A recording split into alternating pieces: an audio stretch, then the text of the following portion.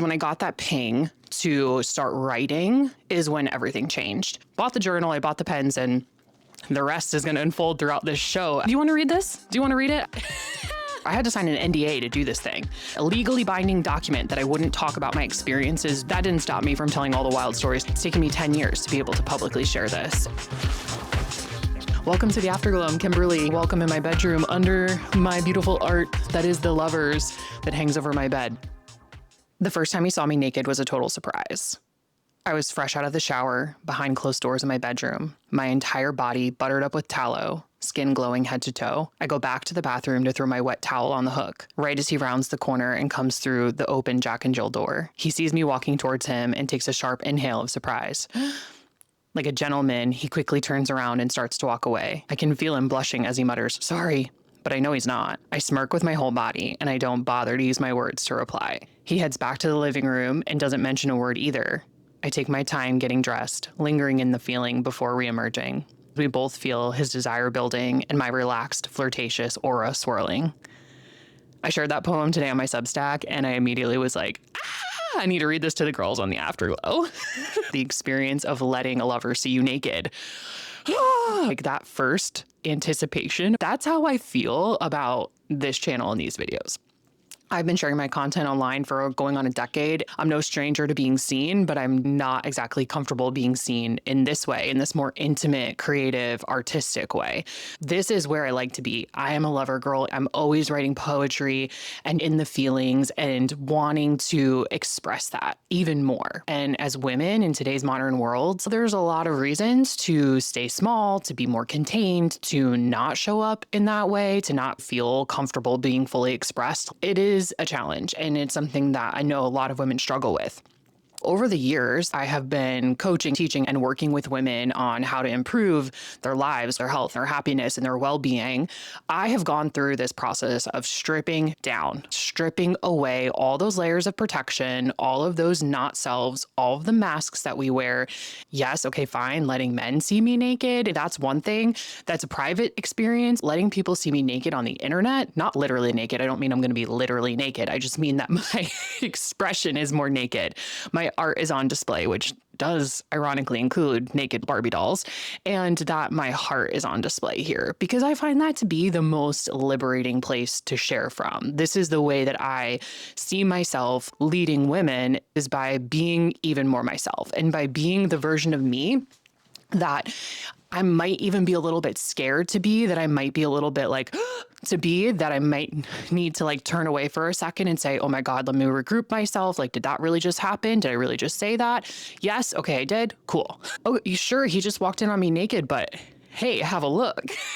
Right? It's like that. It's that experience. When women do that with each other, we let ourselves be seen. We let ourselves be fully naked in our expression, mentally and emotionally, in that raw realness. So much magic happens. So much magic happens. The throat chakra opens up. The womb comes back online. Creativity re-enters your body. And that, ladies, that's what we're all looking for here. To be fully embodied, to feel the life force, the vitality running through your veins. That's the juice of life that we all want. I bought my first journal on a walk home from work when I lived in New York City, and I was working in corporate America, and I was walking home from work. I really hated my life. I was not happy, not satisfied, not fulfilled. And in this place of like, what do I do now? How do I get that spark to come back online within me? How do I find my passion? How do I feel like I know why I'm here and what I'm doing and it's all worthwhile? And when I hit that chapter of my life, I was in my mid-20s, I don't remember exactly, probably like 25, 26. I'm walking home from work, and it must have been winter because as I was walking along 3rd Avenue towards my apartment in Midtown, it was dark, and couldn't have been much later than like 5:30. And in the winter, when things feel less alive, less vital, less like, less of that juice, I got the ping. I'm going to stop and I'm going to get this journal and I'm going to buy a pack of colored pens and we're going to see what happens. And I could grab it. It's right here in the trunk next to my bed. I guess I will, right? That's the whole point, is like, you guys get to see the shit. All right, hold please. Okay, here it is. All right, so I bought this very journal, this one right here that I just dug out of this trunk. And It has all these stickers from that chapter of my life on it. We were Next Gen Nutrition. That was my coaching business at the time. Wow. I'm so glad I pulled this out. I buy this and okay, here it is, 2016. We have the receipts now. So in 2016, the first thing I write on the very first page is life begins at the edge of your comfort zone. Honestly, what a cool little piece of nugget to share when we're talking about being seen naked, right? Because that's how it can feel like bringing this out. January 6th, 2016 is the first date on this page. I came home from purchasing this and I didn't write in it other than to write that first thing, life begins at the edge of your comfort zone. And there's a couple other things, some quotes. Oh, might as well read them. Let's see if it lands for anybody. So the first one, she thought, just for a few moments while this lasts, it is all right to surrender completely, to forget everything and just permit yourself to feel. She thought, let go, drop the controls. This is it. Oh my God. Yes. That's so good. It's from Atlas Shrugged and Rand. Wow. Okay. 2016, Kim. Okay. I'll read a couple more just since we're here. We might as well. All right. Decide. So do it. Decide. Is this the life you want to live? Is this the person you want to love? Is this the best you can be? Can you be stronger, kinder, more compassionate? Decide. Breathe in, breathe out, and decide. 2016, Kim. Not much has changed. I'm always writing little poems and quotes and things. And this journal brought me through what kicked off to be one of the biggest transformations of my life. Because when I got that ping to start writing is when everything changed. I got this ping and I said, okay, I'm going to listen now. I know that this job that I'm in is not fulfilling. I know that my body, the way that I was fueling it and feeding it, which was with a bunch of takeout food and binge drinking and binge eating as well. Like I was over 200 pounds and just completely disconnected from myself and my body and my being. I need to change something and I'm going to change something. And so today's the day. So I bought the journal, I bought the pens, and the rest is going to unfold throughout this show as I tell you, because not only do I have a trunk full of journals right here, 1, 2, loose pages. I also have an entire stack in the corner of the room. 1, 2, 3, 4, 5, 6, 7, 8, 9, 10, 11, 12, 13, 14, 15, 16, 17, 18, 19, 20, 21, 22, 23, 24, 25, 26, 27, and one by Kurt Cobain. Okay, this journal was really the thing that started to kick off so much of those real changes in my life. This morning, I was doing my regular morning writing practice, and that scene came to mind of the first time you saw me naked. And I wrote that poem, and I just thought to myself, wow, this is how I feel stepping into this like next iteration and chapter of my life where I start to share my art and I own it and I'm claiming it and I'm proudly showcasing it rather than shrinking and hiding and feeling like, oh my God, are people going to like it? Are women going to get it? Are they going to feel me in it? Are they going to feel me? I've spent so much time over the last handful of years to teach and lead from a place of explanation. This next iteration of what feels right to me is I don't want to lead with that and I don't want to be in that place. I want you to feel me. I want you to see my art and be inspired by it. I want you to feel the words of my stories that are all true, all real life. I don't write anything that I haven't directly experienced. I'm not a fantasy writer. I'm not a fiction writer. I am a real life writer. I'm writing my real stories, my real experiences. And that by letting you all see that and letting you into that, letting you literally into my bed, literally this is my bed, letting you into my bed is like such an intimate, cool experience that I'm grateful that you're here along the journey. Now that I'm in this journal, I want to dig in. Do you want to read this? Do you want to read it? I think you guys probably want to read it. And I definitely do. So here we go. First page, we've got some stuff about something I saw on the subway and just like putting things down on paper. And then how do I want to feel is the first page. And this is from January 10th. 2016, this is really, wow. This is literally a decade ago because I am in February of 2026 right now. This is a decade ago that this journey started. Wow. So freaking cool. I'm going to have to like take my time and read this, but wow, I remember all of this. My first real pushes out of what was comfortable and letting people see me as more of myself and letting people into more of my creativity, my internal world. That's exactly what I wanted to talk about in this conversation was how do do women get more comfortable being seen and feeling like when you're naked, which could be literal for you, could be emotional for you, could be allowing yourself to be vulnerable, whichever one of those things like resonates for you, when that you have that feeling of being seen naked or being caught naked, what do you do? What do you do? Do you shrink and hide and cover yourself up and get sick to your stomach and start to feel, oh my God, I can't possibly let people see me this way? Or do you stand there and own it? And do you stand there and say, yeah, I'm naked. Do you like what you see? That's the part that has taken me an entire 10 years of my life to write my way to. This hasn't happened because I did a journaling practice here and there. It's because I've committed myself to this work of my writing and my art, also the embodiment of it. Because I'll tell you what, half of the stuff that I wrote in these journals, especially this earlier one, which is why I'm so excited. I'm just going to read this one cover to cover when I'm done talking to you. This chapter and this experience of my life, like, here we go. This is after a trip to Amsterdam and Barcelona. Here's after summer camp that I went to, which was a music festival at a sleepaway camp with WeWork, which was an amazing experience. I'm seeing little notes about quotes and things that I've pulled. I have a little drawing of a subway. This is my chapter of living in New York City. Wildness, that's a title of one. I see something about foolishness. I'm seeing this is what you choose. Always signing things, K, love you, bye. Olivia Dean stole it from me. This is the experience of letting yourself be seen, letting yourself be a little bit undone. And I'm not saying that you need to start reading your diary from your bed on the internet. That is not at all what I want for you, unless that's what you want for you. But I knew that this is what I was going to do. After 10 years of writing, also, it was not too long after this that I started sharing my life on the internet in a very curated way as a health coach, fitness, and nutrition. That sticker's on the front here, my first logo of my first company. Like, what? Life has changed and evolved so much since then. So much of my experience that has shaped me into the woman I am really started on the pages of journals. And so I want to share them. I want to open them up for y'all to read. I want to do Pages After Dark, which is going to be like a sexier vibe. We'll do the red light on and I'll just read poems and poetry. I'm looking forward to that. I want to lead other women to this place of being more seen as yourself and being more embodied, being more alive, being more vital, being more you.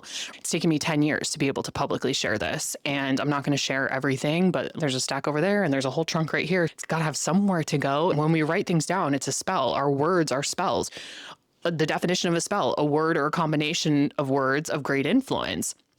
In the last 5 years of my life, I've been teaching people how to break spells of the stories that we keep in our head, using that in coaching practice. And now we're taking it to my personal life, baby, because why not? Why not? Like, if I want women to go through this process with me of looking at their stories and examining themselves and doing the work on what's going on in here and in here and in here, if I want you to be able to go to those places with me, like, come on, let's go. Like, I'll go first. You know, that's one of the things that I know to be the case for all of the women that have expanded me and supported me in this journey of being more seen and showing up as even more myself. Like, okay, babe, let's go. I'll go first. I have to read some of these.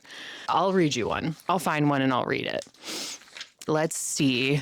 Can filter myself a little bit to see one that's like good. Oh, I don't want to filter myself. It's not that I want to filter myself. It's just that I want one to be gushy, like, and interesting. Well, here's one. Oh my God, perfect. Here's one from February 2nd. That was yesterday. So this is exactly 10 years ago. Here we go. Perfect.